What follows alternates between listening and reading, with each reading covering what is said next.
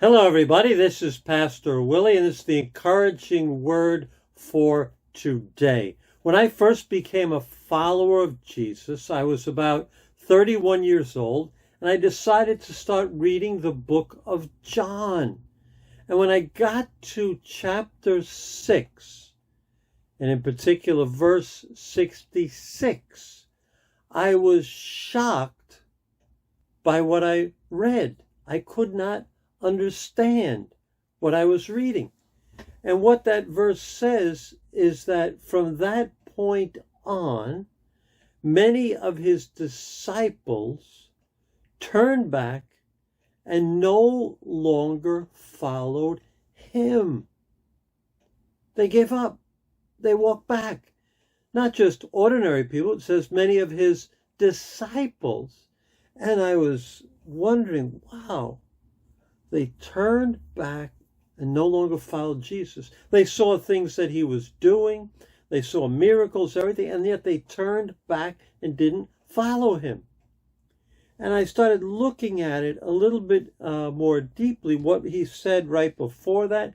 And what he was saying right before that is he was saying the cost that you'd have to pay to follow Jesus. He was telling them it was a all or nothing proposition.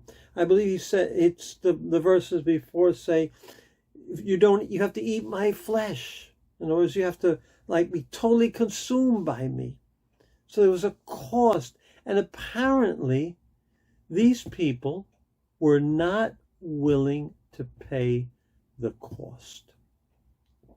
Now, Jesus always makes clear what it means to follow him. He never tricks anyone.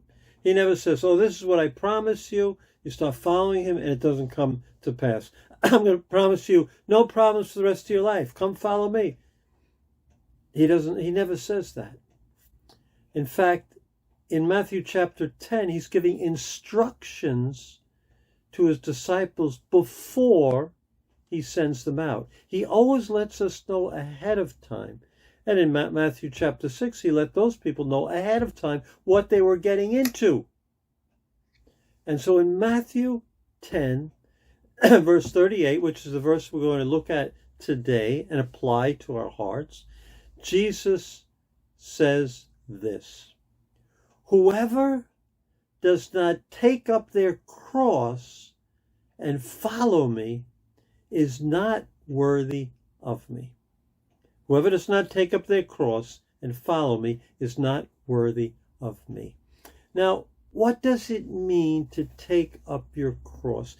To us in 2024, in America or whatever country you're in our culture, it doesn't really mean anything. A cross doesn't really mean anything. So again, I look at the verses before, look at the verses around. That's a great thing to do if you're reading the Bible. The context, so to speak, of the verses. And right before that, he's talking about how that he didn't come to bring unity on the earth. He came to bring disunity. And he says a father will be against his son, and the members of a person's household will be their enemies. And you see, he's talking about the time when the Jews were, the people he was ministering to were Jews. And if one of the Jews, say a son, became a follower of Jesus, the family would turn against them.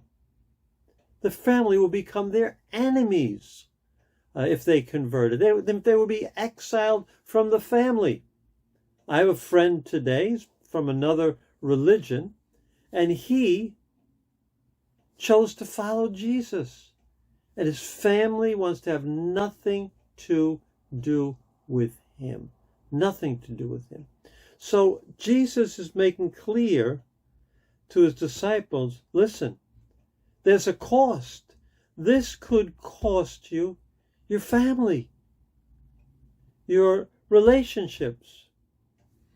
In today's context, that doesn't apply to most Americans, but it could cost you your job. If you stand up for Jesus and what is truth, it could cost you your job. could certainly cost you your lifestyle, your comforts. Maybe Jesus will tell you, like he told the rich young ruler, one thing you lack, bro. Sell everything you got. You got a lot of stuff. Sell everything you got. Give it to the poor. Then follow me. Man, that's tough. A lot of us have a lot of stuff. There's a cost of following Jesus, to really follow him. Now, Satan has a temptation. He has a temptation for everything.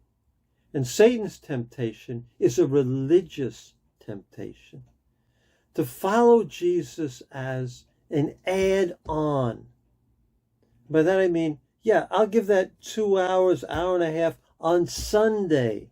Yeah, that's the space. That's my Jesus space, where it's all about me, where I'll receive. I need to get my worship in. Oh yeah, I'm feeling good, letting my emotions out. I need to hear that word. And then I go back and live my life, you see. Jesus wasn't about that. He said, you got to eat my flesh. You got to carry your cross. This is an all or nothing proposition. It's not easy. Things you got to give up. And I'm sorry I'm being heavy today, but this is what Jesus said. And for me, I'm a pastor. You know what the satanic temptation for me is? Not to say things like that, but to say, yeah, follow Jesus, you know.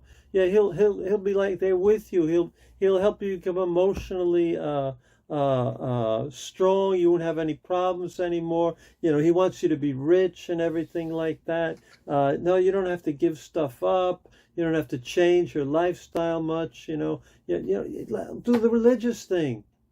And Satan's temptation for me, as a preacher, matches his temptation for you, who don't want to give it all. And Satan's got a good thing going. There are mega churches that preach that message. You can have your good life now. It's all about having your good life now. Jesus wants to make you rich. Just give 10% to me, or maybe 20%. Sow a double seed. There are messages about self-actualization, positive thinking. I'm 100% for thinking positive, 100%. But positive thinking is not faith. Positive thinking is humanism, New Age humanism. So that's the satanic temptation. So what does Jesus tell his disciples? Because they're going to face the same thing. Yeah, we're following Jesus. Yeah, see you, Jesus. I got to go now. I'll see you back next week. Jesus says, whoever is one of those words that means what? Everybody, anybody. Whoever does not take up their cross.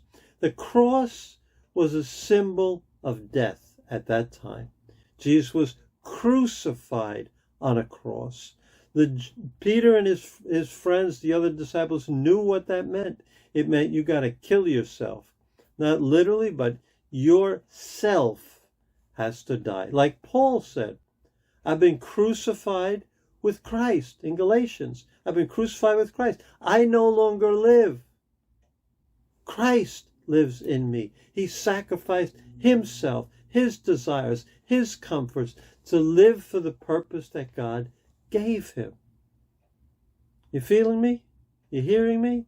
You understanding what God is saying? Whoever does not take up their cross and follow me is not worthy of me. That's strong. Not worthy of me. In other words, you can't follow Jesus with all that luggage with you. You can't do it. Take nothing for the journey. In Matthew, and Jesus repeated this instruction, Matthew 16:24, it says this, then Jesus said to his disciples, whoever wants me to be my disciple must deny themselves, take up their cross, and follow me. He makes it more specific, more explanation. Deny yourself, take up your cross, and follow me. I'm sorry for this heavy message, but this is Jesus. This is the message. I can't preach or teach Satan's counterfeit gospel. Can't do it. And you know what? Don't follow it. Don't follow it. It'll please you and tickle you for a while. But listen to what Jesus said right after that in Matthew 10:39. Whoever finds their life will lose it. And whoever loses their life for my sake will find it. Finding your life means you're still you. You still got yourself, your things. I'm doing my things. I'm doing my plans, my purpose. That's what I'm doing. I haven't sacrificed myself. I haven't crucified myself. He says, if you're finding yourself, if that's what you're doing, you're going to lose it, bro. You're going to lose it. You're going to lose. In the end, you're going to lose it. It's not going to satisfy you. It's not going to get you anywhere.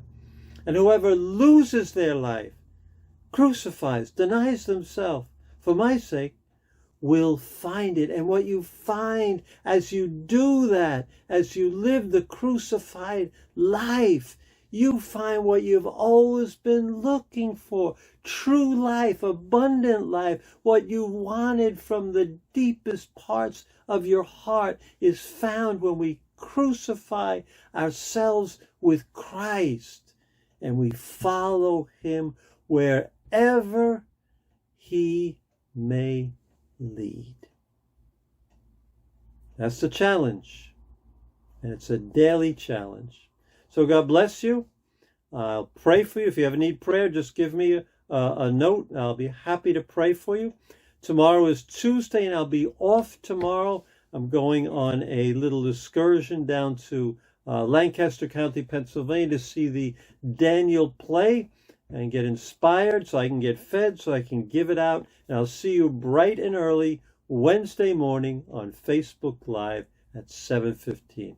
God bless. Take your cross and follow him.